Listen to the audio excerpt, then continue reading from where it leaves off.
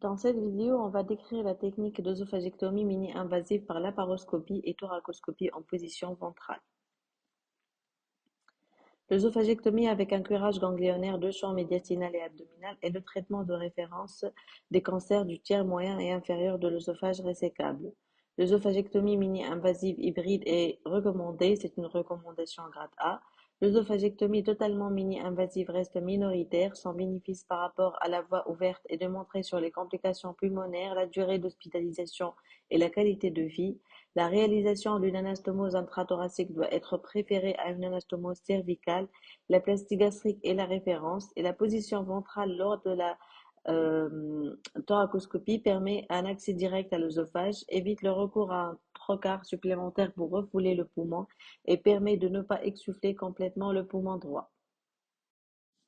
Les objectifs de cette vidéo sont de démontrer l'installation correcte du malade, connaître les étapes de l'intervention et réaliser correctement l'œsophagectomie mini-invasive par laparoscopie et thoracoscopie en position ventrale. Le public cible sont les résidents en chirurgie générale. On commence par le premier temps qui est la laparoscopie. Le patient est placé en décubitus dorsal. Le chirurgien est placé entre les jambes du patient. 5 trocars sont nécessaires. Un trocar de 10 ombilical pour le système optique. Un trocar de 5 sur la ligne médioclaviculaire gauche. Un trocar de 10 entre les deux précédents. Un trocar de 12 sur la ligne médioclaviculaire droite. Et un trocar de 5 au-dessous du xiphoïde pour rétracter le foie. On écarte le foie, ce patient présente une hernie hiatale. L'intervention commence par la libération de la petite courbure gastrique. On dissèque le petit épiplan, on passe à la lymphadénectomie qui sera faite en monobloc. Avec le crochet, on sectionne le péritoine viscéral sur le bord supérieur du pancréas, ce qui permet d'aborder l'artère hépatique commune.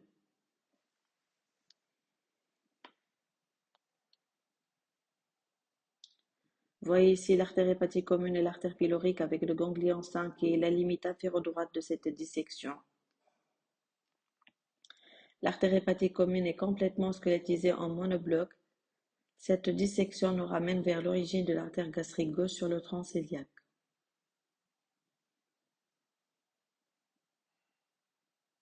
La veine gastrique gauche longe le bord gauche de l'artère et précroise l'artère splénique.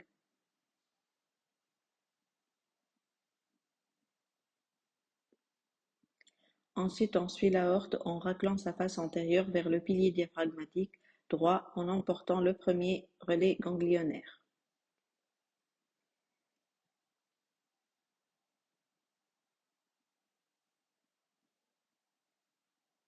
L'artère gastrique gauche est squelettisée toujours en monobloc, puis sectionnée à son origine entre deux clips. La veine gastrique gauche est aussi disséquée puis sectionnée. On procède à un effondrement du ligament gastrocolique et à l'ouverture de l'arrière-cavité des épiplans à hauteur de l'antre, en respectant l'artère gastro-épiploïque droite qui va assurer la vascularisation du futur transplant gastrique.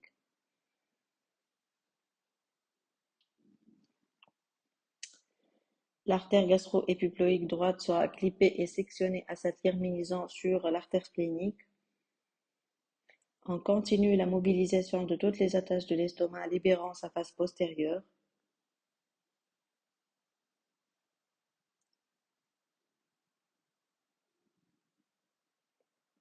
Le curage est poursuivi sur le pilier diaphragmatique gauche permettant d'emporter le deuxième relais ganglionnaire.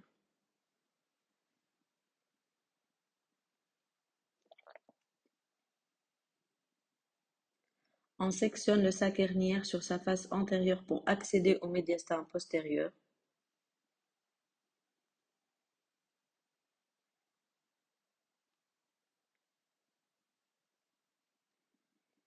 On pousse la dissection dans le médiastin postérieur afin de libérer l'œsophage en faisant attention au péricarde en avant et à la plèvre gauche.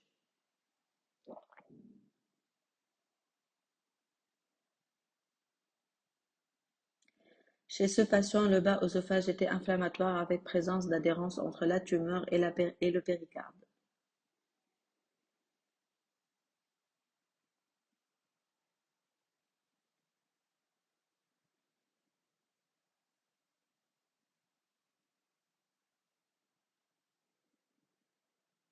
Cette dissection sera menée jusqu'à la bifurcation de la veine pulmonaire.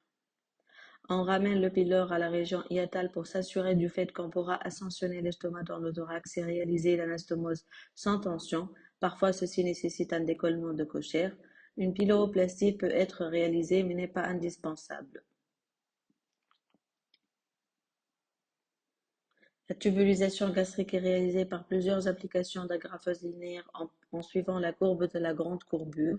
La première commence au niveau de la bas-de-toit perpendiculaire à la petite courbure. La seconde commence à l'angle de la première parallèlement à la grande courbure. Cette tubulisation sera incomplète afin de pouvoir ascensionner l'estomac dans le thorax. On préfère que le tube gastrique soit mince pour des raisons de dilatation post-opératoire au-dessus du diaphragme et pour éviter sa compression au niveau de l'hiatus, mais un tube trop mince expose à un risque d'ischémie et de sténose.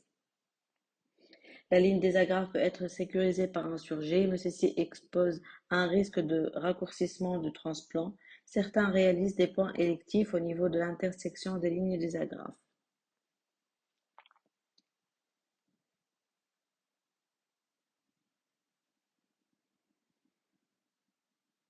Le contrôle de l'hémostase au niveau de la tranche de section se fait soit par des points électifs, soit par la pince bipolaire.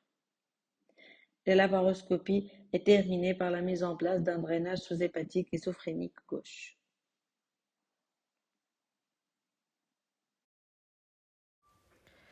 On passe au deuxième temps qui est la thoracoscopie. Le patient est placé en décubitus ventral, 3 trocars sont introduits, un trocar de 5 à 10 cm de la colonne vertébrale dans le cinquième espace intercostal pour la main droite, un trocar de 10 pour le système optique dans le septième espace intercostal et un trocar de 12 pour la main gauche dans le neuvième espace intercostal. Voici ce que ça donne avec une optique de 0 degré. Voici la crosse de la veine azygos. La position ventrale dégage naturellement le poumon qui reste partiellement insufflé sans que ça nous gêne et ne nécessite pas d'être refoulé. La plèvre médiastinale est incisée le long de la carène et la branche souche droite jusqu'au diaphragme.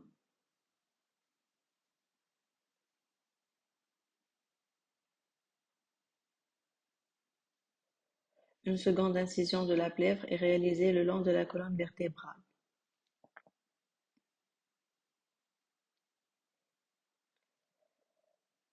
Ces deux incisions sont interrompues à la plante de la crosse de la veine azygos qui sera mobilisée, contrôlée par deux clips, puis sectionnée.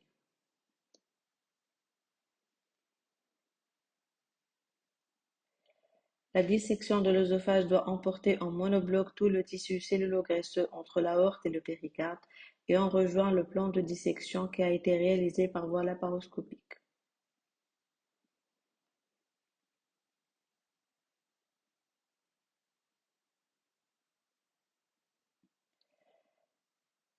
Il faut faire attention au canal thoracique à ce niveau et l'identifier sur toute sa longueur. Certains chirurgiens préconisent de le sectionner dès son émergence dans le thorax pour éviter le chylothorax post-opératoire.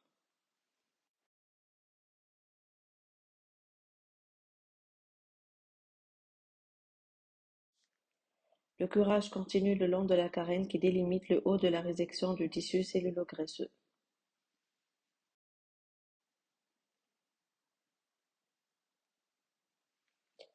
On descend vers la branche souche droite.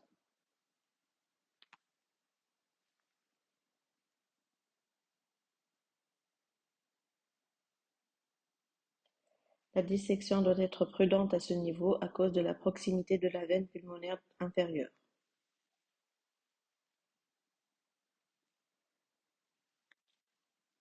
On finalise le curage intertrachéobronchique et à la fin de la dissection, il n'y a plus aucun tissu cellulo-graisseux entre l'aorte descendante, le péricarde et la carène. En ce qui concerne l'anastomose œsogastrique, il n'y a pas de consensus à ce niveau-là. Ici, on réalise une anastomose œsogastrique circulaire mécanique. Après incision de l'œsophage, on insère l'enclume qui va être introduite dans la partie proximale de l'œsophage. Grâce à une agrafeuse linéaire, l'œsophage va être sectionné. Voici l'œsophage proximal.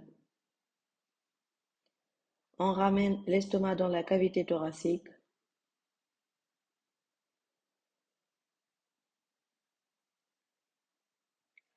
On récupère l'enclume par la technique du pêcheur.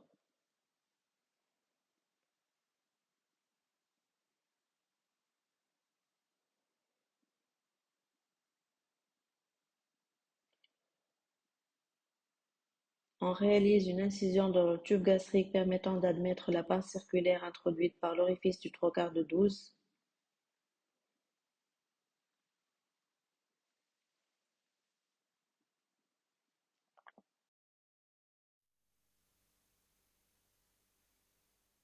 La suture se réalise comme d'habitude entre l'enclume et la pince.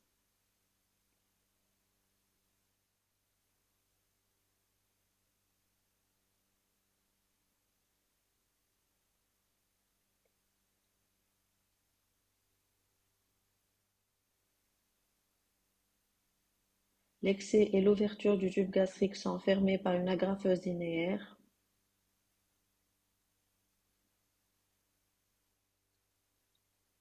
La pièce est retirée par l'orifice du trocar de 12. La thoracoscopie se termine par la mise en place d'un drain thoracique.